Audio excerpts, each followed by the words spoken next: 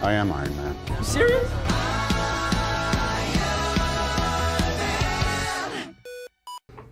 Anyway, so if you guys can't tell, if you haven't read the title, we're doing X-Men Last Stand. Yeah. We're continuing with the X-Men movies. So, usuals of Christian Hopkins. Jonah Morgan. Awesome. First, before we get started talking about Last Stand, Logan, would you like to give your thoughts on the second X-Men movie? Yeah, I was not a part of that one. I don't know if... I think I told you my score before y'all made the video, maybe? Or maybe it was after? First one. It was the first one. Okay, y'all went here for the second one. You talked to me about your score at work. I did. What did I give the first one? Like an 8.6, like 8.7? You were there. Or no, it was like a 7. It was like 7. Oh, I thought you were... Like 7 flat, I think, or 7.5. I wanted a 7 flat. I think it was like a 7.5. 7.5 sounds right. I think it was 7.5, 7.5. And then I think I gave the second one like an 8 flat. Yeah. Say an 8 flat. Say I think go 8.5. I want to put that one a little higher just because I know. Yeah. I do enjoy that one probably more than all of the rest of them. So. Yeah, fair enough. Or in this trilogy anyway. Yeah. So, Last Stand. I made the Spider-Man 3 comparison before. This is very much the Spider-Man 3 I of the think trilogy. it's pretty accurate. It's a crowded film. Well, I say that this movie came out a year prior to Spider-Man 3. It did. Ignore the fact that we fixed the angle. But yeah, this is just very much the Spider-Man 3 of the trilogy, with the fact that they just cram a lot of stuff in here and studio interference. Yeah. Yeah, for sure. So this movie has a different director because the director Bryan Singer was working on Superman Returns of the same year with James Marsden. With James Marsden, we'll talk about him. We'll actually probably get right into him next. And Fox did not want to wait for either of them, so they got a different director for this movie. Yep. And they write Scott out of the movie really early. That seems dumb because the first two were vastly popular and successful. You can wait a little bit, I think. What other super movies were coming out at the time? Toby's Spider-Man trilogy was starting to get big. Yeah, Toby's. I mean, then their thought process might have been, we need to compete now. Yeah. So that might have been it, but it I still think it's like you've got a guy that's, what was his name? Director? Yeah. Bryan Singer. The first one? Yep, for the first two. You got him, and he's gotten you a lot of money up to this point with the first and second one, and then you're like, okay, bye. That doesn't feel right. Yeah. To me. And I talked about this in the review for the second movie. They shaft Scott Summers so hard in this trilogy. His character's in not the second and third one. Which is a shame because considering who one of the big villains is, who we'll talk about later, the emotion would have been there. I mean, the emotion is there with Wolverine. Hugh Jackman makes up for it because Hugh Jackman's the Saint. But they don't focus on that enough. No, they don't focus on it enough. They should have focused on that more, but it would have been more there if it was Scott.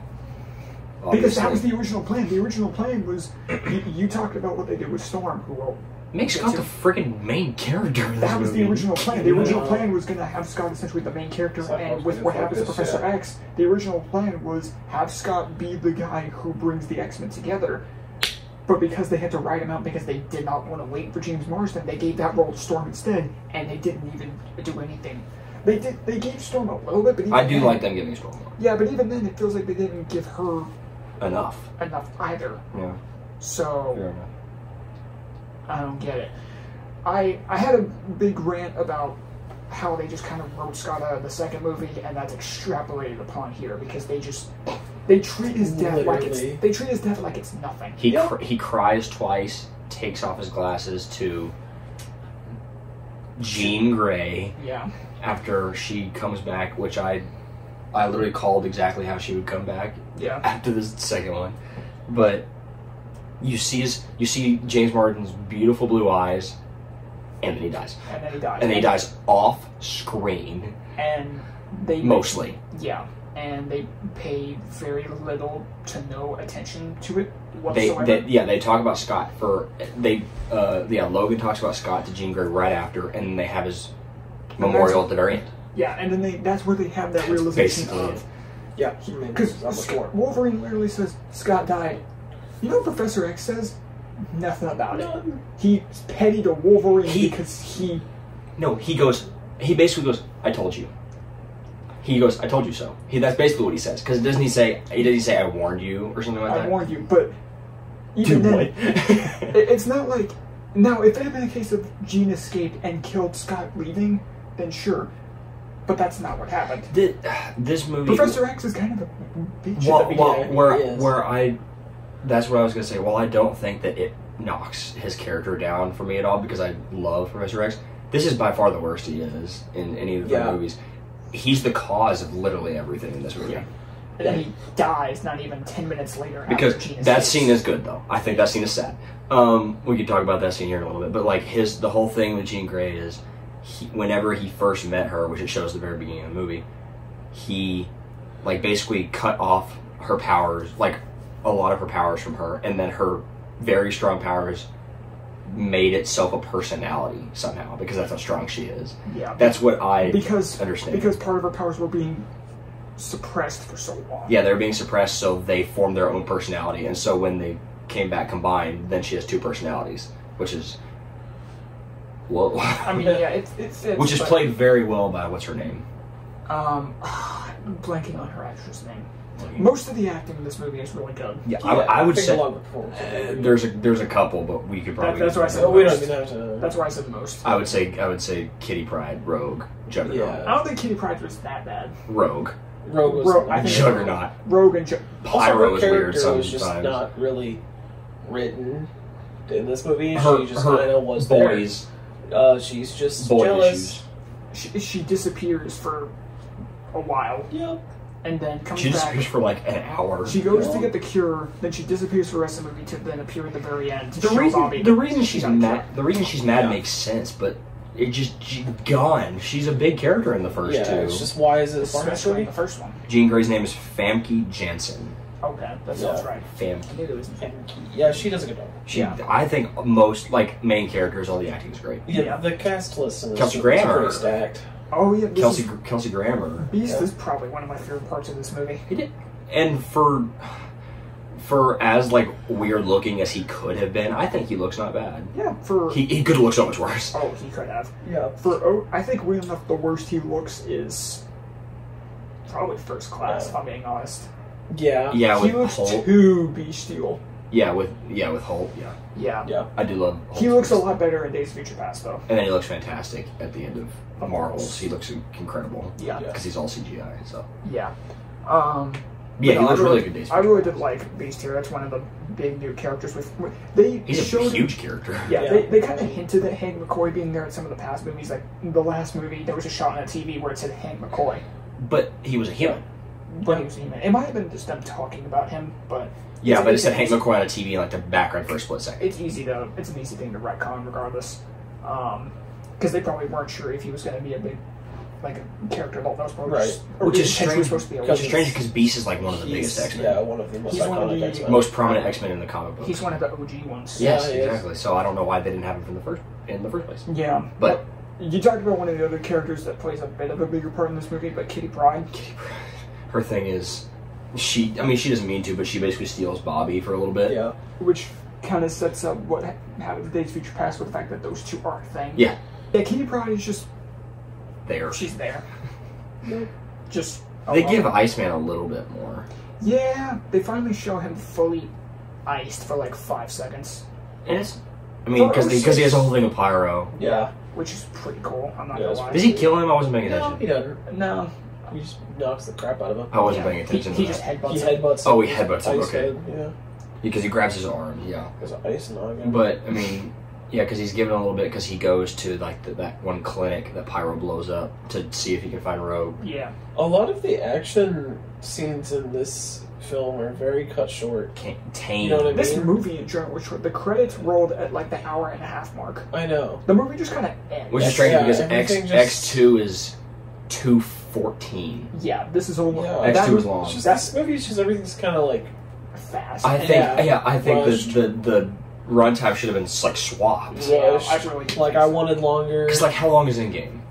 Well, 3 hours and 2 Well, minutes. granted, it's different, but like I mean, it's called Last Stand, so I'm assuming they knew this was going to be like a big movie. For the third film in a trilogy, hour and a half feels short. It feels rushed. Like Return of the King is probably so long. You don't want your third movie in the trilogy to be the shortest. Yeah, because when you're doing a trilogy, and they call this the X-Men trilogy. I mean, the third one should be like the culmination of things, and also especially doesn't really feel like that. Especially since you've got two like massive villains. Yeah. An hour and a half feels like. Which that's one of my bigger problems with this movie is the fact that an hour and a half movie, there are two. It's again like Spider-Man 3. There are too many plot lines going on. You have the Cure plot line mixed with the Phoenix plot line. Right. And you almost said Dark Phoenix. Almost. And later. The reason, and it's so much like Spider-Man 3 because the Phoenix Saga is what many people call the most iconic X-Men story, or one of the best stories. Yeah. Spider-Man, one of the storylines that people talk about most is the Venom storyline. For sure. These two movies on the single where they fumble these storylines so hard because they just rush them. They rush them and they cram too much in to overshadow them. I will say, I think the way they do Phoenix is much better than Spider-Man 3 does Venom. I don't think it's relatively close. I think so. Purely from a performance standpoint. Yeah, because Phoenix is freaking sick. Yeah. And her powers are really cool and gruesome, which we'll talk about she later. She does a really good job. She's a great job. This version of Phoenix is not the worst version of the character. No. Topher Grace's Venom is the worst version of Venom. Yeah. It's pathetic. It's pathetic, actually, yeah. This version of Phoenix is dang good. Yeah. It's nowhere near the worst. So she killed her. I don't even think Dark Phoenix is that bad. It's just the character is too cool to like just royally mess up. And Dark Phoenix, they do it again when they don't focus on that story enough. But she herself is cool. Yeah, but that's just what makes it all the more irritating. Venom should be too cool to mess up. Because Phoenix, they don't mess like the character up and the depiction of her. They just cram too much stuff into those movies, and they don't give her the time of day in either case. Yeah. And I'm like, how do you mess up the same storyline twice? We'll get to that later. At the very end of this, actually. Do we want to talk about Wolverine? I feel like we have to. Very quickly. I mean, yeah. He's once again probably the best part of the movie, in my opinion. Yes. Hugh Jackman makes any movie. He's got good acting at the very end that we'll talk about. He's got very good acting all throughout when Charles dies. He's Hugh Jackman, man. What do you expect? You expect nothing but the best. Yeah. No matter, especially with what we're going to talk about next, I feel like it's one of the things. That is why I'm so excited for Logan, because I've never seen that movie. Yeah. I've never seen Logan, and I'm so ready for that. Not that Logan. Not that Logan, the movie Logan. But I've never seen it. My dad says it's incredible. Both of you say it's really good, and it's where he gets another chance. It's not one of my favorites just because for pure rewatchability, but from an objective standpoint, masterpiece. And from what I understand, it's one of those emotional movies that like he gets a chance to act, which is what he does at the end of this, which we'll get to later. Yeah. But I think Wolverine is. I mean, because they make him, he has to be a bigger character because he's like the leader of the X-Men now that Professor X is dead. Fun fact, since we talked about Wolverine a lot. Logan, would you like to give a little personal backstory between your relationship to this character? Yeah, I mean, it's not much to say, but my name is Logan because of these movies. I think the first one came out in, 2000?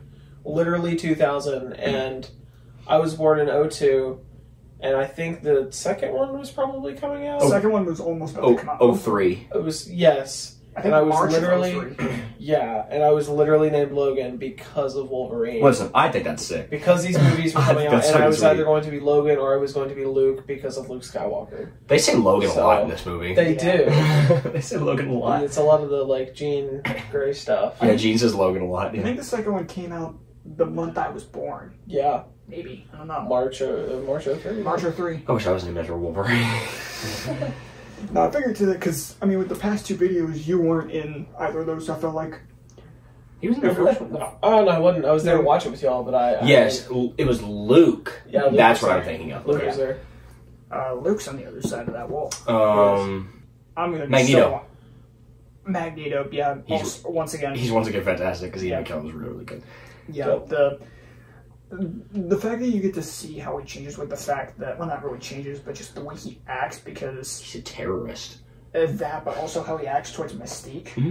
when Mystique takes the he tosses her aside. Yeah, because she jumps in the way of someone about to shoot a cure at him, and then she turns back to normal. Which, judging by what happens later, would not have done anything because it was one. We'll talk about that at the end. Also written off very quick. Yeah, Mystique? You see her for she's gone after that. You see her for a split second on TV later, which is what he says. Honestly, the president, I think. Honestly, and then never again. I'm okay with it because I'm not the biggest fan of her depiction of Mystique. She's fine. She just doesn't really get. Just Jennifer Lawrence is better because I think she's given more. She gets a backstory. I don't think it was necessarily this actress's fault. I don't know what her name is, but I don't think it was her fault necessarily. She doesn't get a backstory. So she doesn't get a backstory. There's so no emotion to her. Therefore, she can't have emotion. You're right. So the one time she shows emotion is when she turns back. She turns human, and it's good. Yeah. But he like tosses her aside. Yeah, it's rough. Magneto's very evil in this movie. Yeah. Like the most evil out of any of the three. But no, and the fact that when it ends, he's injected with like 4 cures. Yeah, we can get to the end now. Yeah. Yeah. There's not much else I want to talk about this. If I'm being honest. Yeah, he's injected with 4 cures after Wolverine distracts him. Beast injects him with 4 cures. But the thing is, at the very, very end, he's playing chess, which is a good callback, and there's nobody like across from him, which is kind of cool. I think that was intentional, probably. Yeah. Because it was like Professor X. And so he's playing with metal chess pieces, and he reaches out to one of them, and it like wobbles slightly. So to say that his power is like completely gone, which would explain why he still has them in Days of Future Past. Yeah. However, unless I missed this line again, they do not properly explain how Professor X is back. Not properly. They don't. Okay, so I know what the original like what you said was. You can explain it. So the basic one is First Class is basically a reboot. First Class reboots. They never say it outright, but First Class reboots, and so I consider it way more of a prequel. It was a prequel, but it reboots. But people never really understood that it was in fact a reboot, so that's why they made Days of Future Past to be like, hey, the timeline is nuts. But the first time that you see Professor X in the present day after the flashback and stuff, first time you see him in the present day, he's teaching a class, and he pulls up this video talking about there's a man laying in a hospital bed, and he says. And he says, what if one could transfer their consciousness into that man? And so that has led, it is not confirmed or anything, but but it's a pretty good explanation for why. And so they think right before he died, he transfers his consciousness into that man, which is apparently his brother. Yeah, and they also explain that because at Professor X's funeral, the lady who was in that video is sitting next to Beast. It is apparently his, like, twin brother from what I understand, but they never say that. I'm sure they probably would have if there was another movie, but there's not. Was there supposed to be? Maybe, I'm not certain. But yeah, since like the first time you ever see him, he says something about transferring his consciousness into somebody else. That's what a lot of people think happens. I just think they need to... Because I remember watching this, and I remember going to Days of Future Past and being really confused, because I remember going, how? Yeah, he's died multiple times. That's kind of like how I felt after the 3 of these. I've watched this trilogy probably the most. I've seen the first movie a lot. I haven't seen the second one that much. This is my first time watching this movie in close to 10 And then you've years. never seen First Class. Yeah, I used to love this trilogy growing up. Oh, okay. I watched that one a lot too, but I used to love this trilogy growing up. So I've watched these like a ton of times, and this is like the most cohesive I think of the X-Men universe in the movies, because everything after this, it just confuses me. Mm-hmm. Yeah. Especially Days of Future Past. Yeah. Because literally the point, we'll get to that more later, but the point of that movie is we're going to miss stuff up. Yeah, but everything after this, I'm just like, But yeah, First Class, they tried to hammer home the point that it was a reboot, but they never like outright like, hey, we're rebooting the entire franchise. Right. Because most of the characters are played by the same people. Yeah. If not, like, all, basically. No, not all of them, but... Well, in First Class? Oh, no, I mean, like, when you get to Days of Future Past. Yeah. Basically, all the actors are the same. Yeah. So, it's weird. Honestly, I don't have anything else to say about this movie. Yeah, me neither. We can get the scores. Yeah, we're going to get the scores. I have much. Would you like to go first? I arrange. I will go first. I do think that this is a very similar movie to Spider-Man 3 because... Too much. I don't know if this is a hot take, but I enjoy this more than the first one. enjoyed this more than the first one. I'm not saying it's better. I enjoyed this more than the first one. I thought I did too. Going into it, I genuinely thought I did. Yeah, I'm not saying it's better, but my personal score, I enjoyed it more. I'm going to say 7.8. Okay. I gave the first one 7.5. Dang. So it's not much higher, Okay. but I was going to say 8, but I feel like it doesn't deserve an 8 because I would happily rewatch this. Honestly, I would. It was honestly, while there were parts, a lot. It's better than Spider-Man 3. It is. And I would give Spider-Man 3 like a 7 or 7.5. I give Spider-Man 3 like a 6.5, maybe. I grew up with Spider-Man 3. I would give it like a 7 or 7.5, so that's why I say I give this like a That's 7. another reason why I compare it, is because it's another case of I can watch both Spider-Man 3 and this, and I can still have enough fun with it. And even with the problems I had when watching this, I see myself going back to rewatch this. Yeah, I would happily rewatch this. Look, now that I have all three of these movies in recent memory, the original X-Men trilogy, I can put that as one of my favorite superhero trilogies, just because of pure enjoyment, and there's enough. Because at the very least, they're decent. Yeah, I think all of these are at the very least decent. Yeah. So. But I enjoyed this more. Not necessarily saying it's better. I'm saying because I probably this enjoy more. the first one the most out of all these, which is weird because I think the second one is the best, but I have the most fun watching the first one because I've seen the first one so many times. Yeah. This movie, I can go ahead and go next because you talk about it, you help me narrow it down. I will honestly have to go I'll go 7 flat. Okay. I enjoy. The problems I have are pretty big, but there's enough enjoyment there where I never hated this movie. Even the stuff I promised with, I never flat out hate it, aside from probably what they do to Cyclops. That is true. I don't have as much of an attachment to Cyclops. That might be part of it. Yeah. Yeah, I think it's more just because of the fact that I know that character has so much potential, and the See, I fact know. that, I think because of what I know of X-Men 97, they're doing with X-Men 97 like what they plan to do with this, where Cyclops takes charge after Professor X leaves. I think if I had watched that, I think this movie would be lower than it is. All right, oh my gosh. See, I still need to see it, but I need to finish the original 90s series first. But no, I enjoy it. I say that because I would probably go Spider-Man 3 6.5, and I do think this is better than Spider-Man 3. So yeah, I'll say 7 flat. I think it's solid still.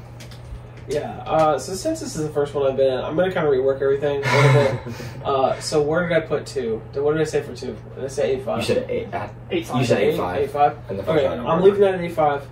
First one you said was like 7.5. I'm going to bump that up. I'm going to give the first one an 8 flat. Valid. Because after watching this one, I do like the first one a little more. 2 is still my favorite, so I'm saying 8.5 is the second one. 8 flat for the first one, and I'm going to give this one a 7.5. Okay.